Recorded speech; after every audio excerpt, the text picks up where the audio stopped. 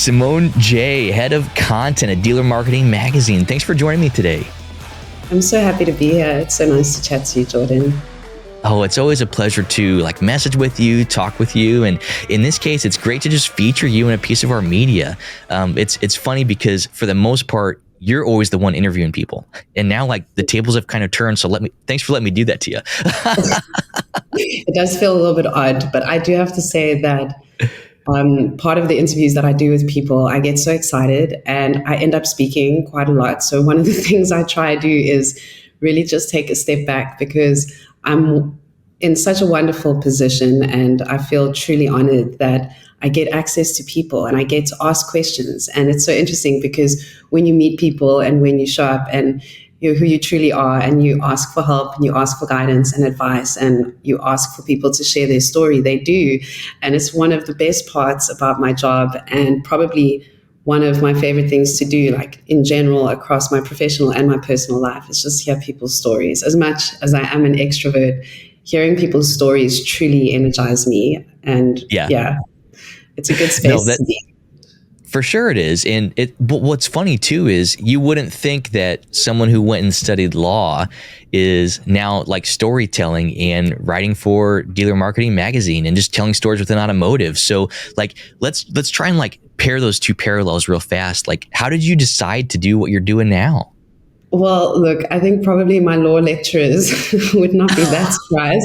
I studied law, but I enjoyed studying a lot of things. I studied a lot of things. I did Mandarin and art history and English literature. And I was one of those people that, especially in those years, really wanted to be everything. I was not somebody who didn't know what they wanted to do. I wanted to do everything. And so I jumped around a lot. I actually started with journalism.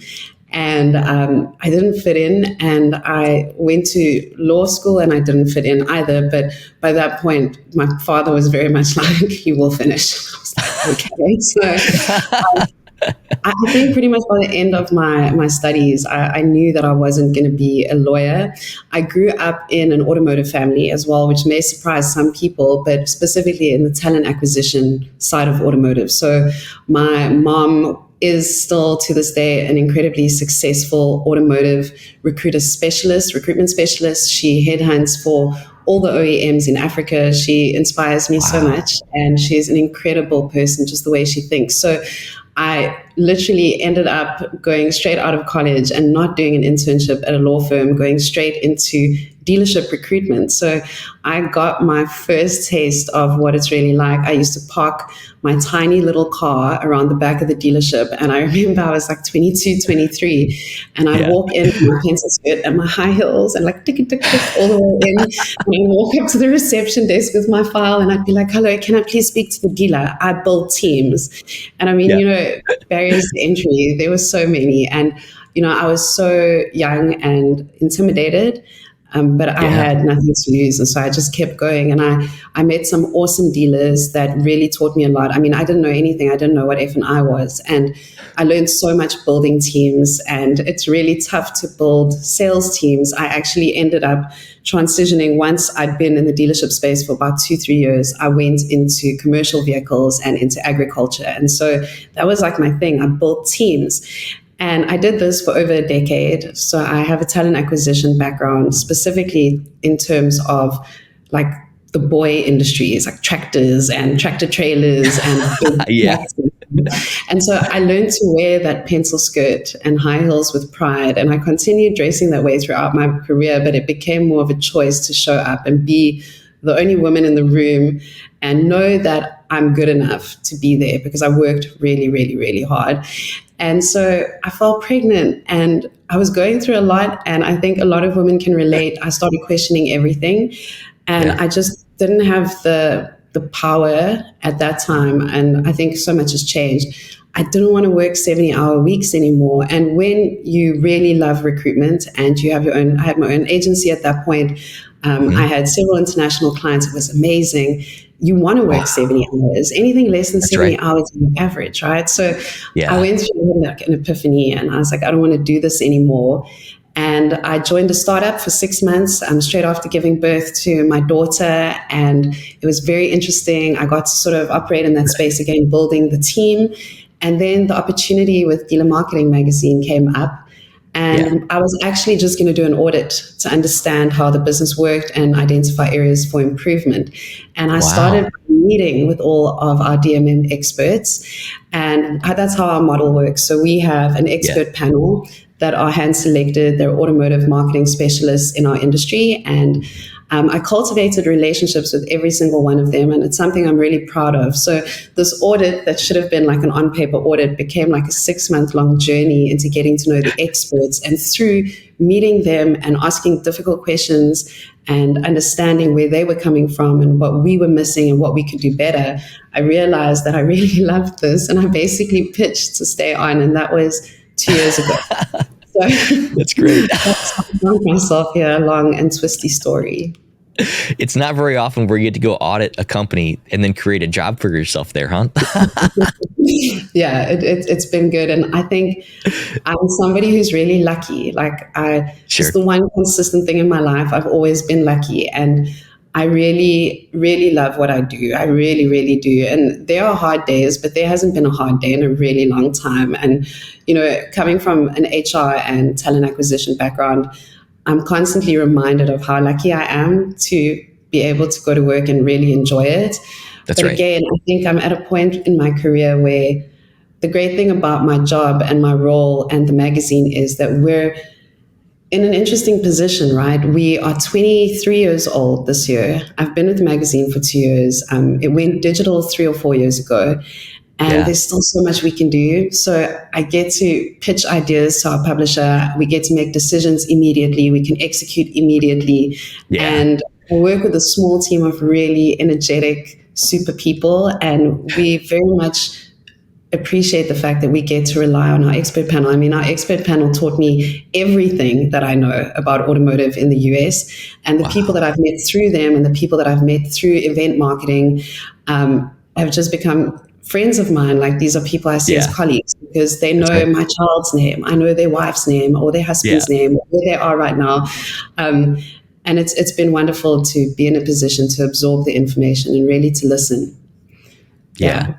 That's great. So I guess a few things, like when you look at your journey within Dealer Marketing Magazine. So what I like about what you guys do is that it's not like you think of yourself as a news source or just a publication, but you view yourself as creating content. So what happens is you get to evolve over time. So just like you said, you went digital, and then you get to pivot to this or pivot to that. But I think in the next few years too, I'm not sure where you guys are going, but I can imagine this lets you make quick moves on things and move fast without being held down by like standards within what you thought you were. So that's got to be inspiring there. What is it about the automotive industry that you love the most? If you had to pick one thing, what is it that you love the most?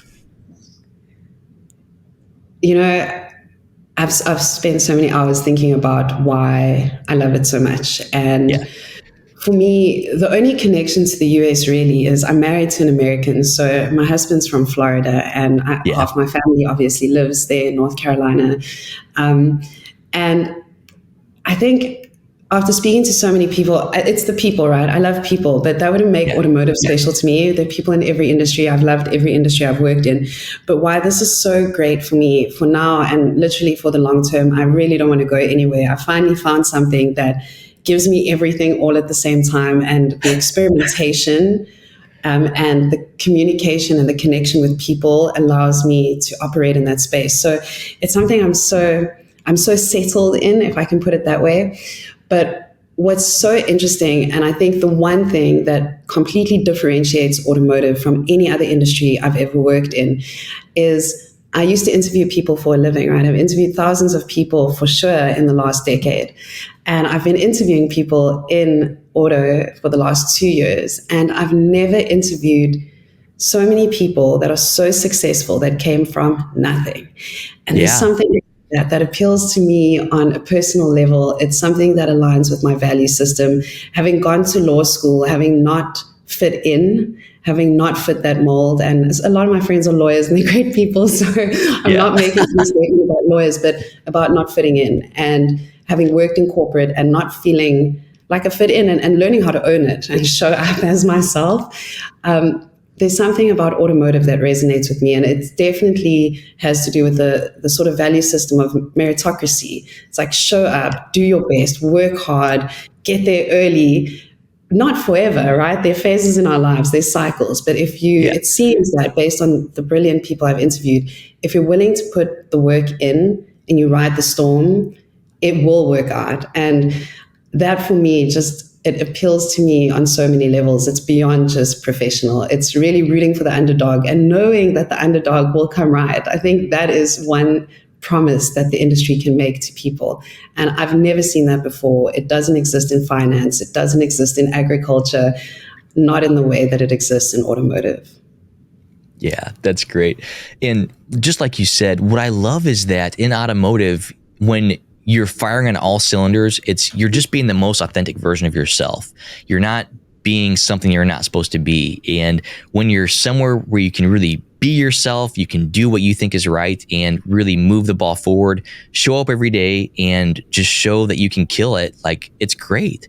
And I love when people like you can smile and say that and just say, like, I love what I do. Here's why I do it. And it's just a passion of mine. So Cimone, thank you so much for joining me today and letting us share a little bit about you and highlighting you. And just thanks for being a great person in automotive. I love everything you're doing. Thank you. I really, really appreciate that. And I think just everybody who reaches out to me, I have so many people that reach out and they're like, hey, if there's anything I can do to help, let me know. And I've never worked in a space like that. It's incredible. So I love being here, and thank you for the opportunity to meet with you and flip the roles, Jordan. Thanks for watching this episode of In the Dirt with ASOTU. If you're new to our channel, make sure and mash that like and subscribe button. Also, check out some of these links for our other great podcasts and content.